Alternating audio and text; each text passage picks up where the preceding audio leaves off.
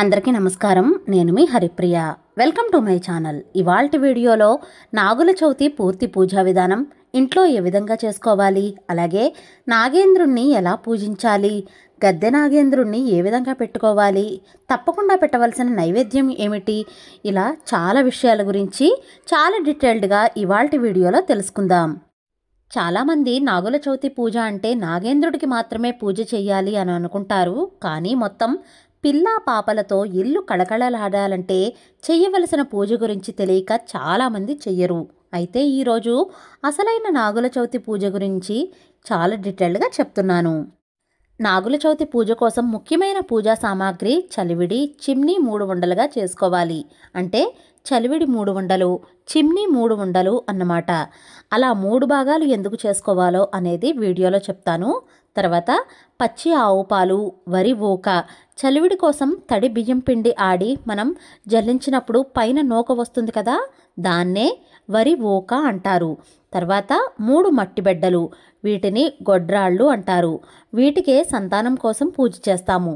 తర్వాత మనందరికీ తెలుసున్నవే కదా, పసుపు, కుంకుమ, వస్త్రమాల, అక్షింతలు, పూలు, దీపం పెట్టడం కోసం కుందులు, నూనె, పంచపాత్ర, ఉద్దరిణి, అగరబత్తులు, ఇవన్నీ కూడా ముఖ్యమైన సామాగ్రి తీసుకుని పెట్టుకోవాలి. ఈ పూజను కొంతమంది పూజ గదిలో చేస్తారు, మరికొంతమంది ఆరు బయట చేస్తారు, ప్రహారీ గోడ దగ్గర అన్నమాట. ఈ పూజను మీకు నచ్చిన విధంగా, మీకు మీ పెద్దవాళ్ళు ఎలా చేస్తారో దాని ప్రకారంగా మీరు చేసుకోవచ్చు. ముందుగా పూజ కోసం పసుపుతో అలకాలి. గోడ మీద అలాగే కింద కూడా పసుపుతో అలకాలి. గోడ మీద పెట్టేది అయితే గద్దె నాగేంద్రుడు అంటారు.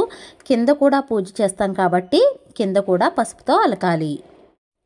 ఆ తర్వాత పసుపు రాసుకున్న తర్వాత అష్టదళ పద్మం ముగ్గు వేసి పసుపు, కుంకుమ, అక్షింతలతో అలంకరించుకోవాలి. తర్వాత ఒక ప్లేట్ పెట్టుకుని, మనకు ఇలా ఒక వెండి సర్పరూపంలో అయితే నాగేంద్రుడు ప్రతిమ దొరుకుతుందండి. దానికైనా సరే పూజ చేసుకోవచ్చు. లేదా చలివిడిని ఇలా కణికిలా చేసుకుని అయినా సరే, సర్పరూపంలో అయినా సరే పూజ చేసుకోవచ్చు. వెండి నాగపడగ మనకు 100-200కే వచ్చేస్తుంది. పూజ అయిన తర్వాత సుబ్రహ్మణ్యేశ్వర స్వామివారి ఆలయంలో ఇచ్చేయచ్చు. లేదంటే కనుక ఇలా చలివిడితో అయినా సరే సర్పరూపంగా చేసుకుని పూజ చేసుకోవచ్చు. తర్వాత 3 మట్టి బెడ్డలను కూడా అష్టదళ పద్మ ముగ్గులో కూడా పెట్టుకోవాలి. తర్వాత నాగేంద్రుడి కోసం గోడకు పసుపు రాసి చలివిడిని ఇలా కణికి రూపంలో చేసి ఇలా సర్పరూపం వచ్చేటట్లుగా చేసుకోవాలి. ఇప్పుడు వీడియోలో చూపిస్తున్నట్లుగా సర్ప ఆకారం వచ్చేటట్లుగా కావలసిన మెలికలతో ఈ చలివిడిని అమర్చుకోవాలి. ఇలా కొద్ది కొద్దిగా రూపాన్ని తెచ్చుకున్న తర్వాత దాన్ని మెల్లగా సరిచేసుకోవచ్చు. తల భాగంలో కొద్దిగా ప్రెస్ చేసినట్లయితే పడగ ఆకారం బాగా కనిపిస్తుంది. చలివిడిని మరీ పలుచగా ఉండేటట్లుగా చేసుకోకండి. కొద్దిగా గట్టిగా ఉంటే మనకు సర్పం బాగా నిలబడుతుంది. చలివిడి బాగా గట్టిగా ఉంటే కనుక కొద్దిగా తడి చేయి చేసుకుని ఇలా సర్పం రూపం వచ్చేటట్లుగా అయితే చేసుకోండి. దీపారాధనకు అన్నీ సిద్ధం చేసుకుని దీపపు కుందికి గంధం, కుంకుమ, అక్షింతలు, పూలు పెట్టి దీపాన్ని వెలిగించాలి. దీపం జ్యోతి పరబ్రహ్మ, దీపజ్యోతి నమోస్తుతే అని దీపానికి నమస్కారం చేసుకోవాలి. ఇప్పుడు ఆచమనం చేసి సంకల్పం చెప్పుకుని పూజను మొదలుపెట్టుకుందాం. ఈ పూజకు పసుపు గణపతి ఆరాధన ఉండదు. అందుకని వినాయకుణ్ణి తలుచుకుని పూజ మొదలు పెట్టుకోవాలి. ముందుగా నాగేంద్రుణ్ణి ఆవాహనం చేసి ఆసనం సమర్పించి అర్ఘ్యం పాద్యం ఇచ్చి స్నానం సమర్పించి వస్త్రం, యజ్ఞోపవీతం, గంధపుష్ప అక్షంతలు సమర్పించి పూజ చేసుకోవాలి. ఈ పూజ మనం ప్లేట్లో పెట్టుకున్న నాగేంద్రుడికి అలాగే గోడపై ఉన్న నాగేంద్రుడికి కూడా కలిపి చెయ్యాలి. ఆ తర్వాత నాగేంద్రుడివి అష్టోత్తర శతనామావళి కూడా చదువుకోవాలి. ఇప్పుడు చలివిడి, చిమ్ని, ఆవు పాలు, ఊక వీటిని సమర్పించాలి. ముందుగా వరి ఊకను 3 సార్లు గద్దె నాగేంద్రుడికి, 3 సార్లు మనం ముగ్గులో పెట్టుకున్న నాగేంద్రుడికి వెయ్యాలి. ఆ తర్వాత 3 సార్లు ఆవు పాలు, 3 సార్లు చలిమిడి, 3 సార్లు చిమ్లీ కూడా సమర్పించాలి.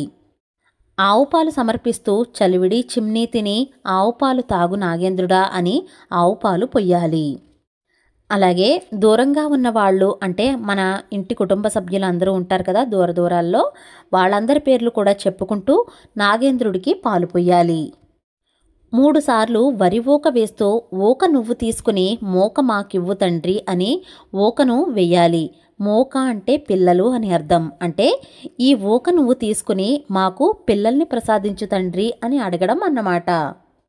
ఇలా 2 చోట్ల వేసిన తర్వాత ధూపం దీపం కూడా చూపించి నైవేద్యంగా చలివిడి, చిమ్నీ ఏదైనా పండో ఫలమో నైవేద్యంగా సమర్పించవచ్చు. అలాగే కొబ్బరికాయ, అరటిపళ్ళు మనకు అందుబాటులో ఉన్న పళ్ళన్నీ కూడా సమర్పించవచ్చు.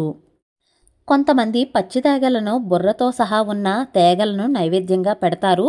నైవేద్యం అయిన తర్వాత కర్పూర హారతిని కూడా ఇవ్వాలి. తర్వాత తాంబూలాన్ని సమర్పించి అక్షంతలు, పువ్వులు నాగేంద్రుడి మీద వేసి మంత్రపుష్పం చెప్పుకుని ఆత్మ ప్రదక్షిణ కూడా చెయ్యాలి. పూజ పూర్తయ్యాక నాగేంద్రుణ్ణి ఈ విధంగా వేడుకోవాలి. నాగేంద్రుడా తండ్రి, చీకట్లోన మాపట్లోన తిరుగుతూ ఉంటాము. పడగ తొక్కితే పసివాడనుకో, నడుము తొక్కితే నావాడనుకో, తోక తొక్కితే తొలగిపో అని తండ్రి మాపై కోపం తెచ్చుకోకుండా నీ చల్లని కరుణ మాపై చూపించు అంటూ నాగేంద్రుణ్ణి వేడుకోవాలి. నాగేంద్రుడి దగ్గర ఉన్న పువ్వులు, అక్షంతలు ప్రసాదంగా తీసుకోవాలి. ఆ తర్వాత పిల్లల కోసం అలాగే వంశం కోసం చేయవలసిన పూజను తెలుసుకుందాం. ఈ అష్టదళ పద్మంలో 3 గొడ్రాళ్లను పెట్టుకున్నాం కదా. అక్షంతలు వేసి ఆవాహనం చేసి నాగేంద్రుడికి ఏ విధంగా అయితే షోడశోపచార పూజ చేశామో సేమ్ అలానే షోడశోపచార పూజ చేసుకోవాలి. పసుపు, కుంకుమ, గంధం, పుష్పం, అక్షంతలు అన్నీ సమర్పించాలి. తర్వాత 3 సార్లు చలివిడి, 3 సార్లు చిమ్నీని ఈ 3 గొడ్రాళ్లకు సమర్పించాలి. చలివిడి చిమ్నీ తినండి గొడ్రాళ్లారా అంటూ చలివిడి చిమ్నీని సమర్పించాలి. ఆ తర్వాత ఆవు పాలు 3 సార్లు 3 గొడ్రాళ్ల దగ్గర పొయ్యాలి. అదేవిధంగా వరి ఊకలను 3 సార్లు 3 గొడ్రాళ్ల దగ్గరకు సమర్పించాలి. వరి ఊక వేస్తూ ఊక నువ్వు తీసుకుని మోక మాకివ్వు అంటూ 3 సార్లు గొడ్రాళ్లకు వెయ్యాలి.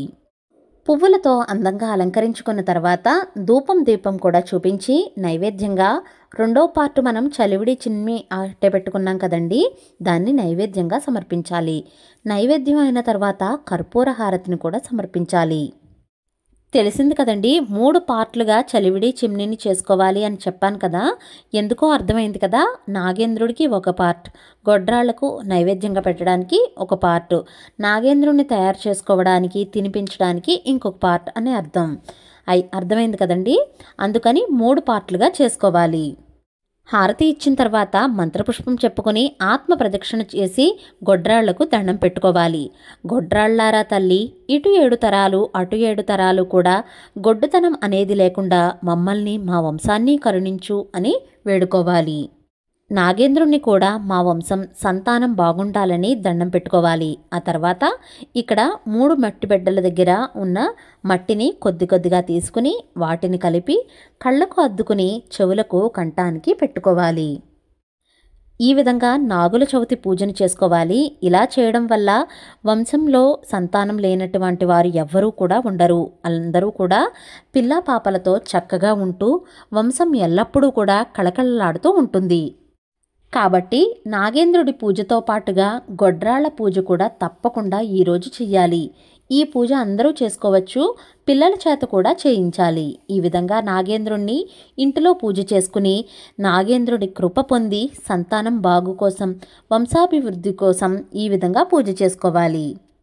నాగుల చవితి రోజున ఇంట్లో ఈ విధంగా పూజ చేసుకుని పుట్ట దగ్గర అలాగే నాగప్రతిమ దగ్గర కూడా తప్పకుండా పూజ చేసుకోవాలండి. అవన్నీ కూడా నేను నెక్స్ట్ వీడియోస్లో పోస్ట్ చేస్తాను. ఇవాల్టి వీడియో మీకు నచ్చిందా?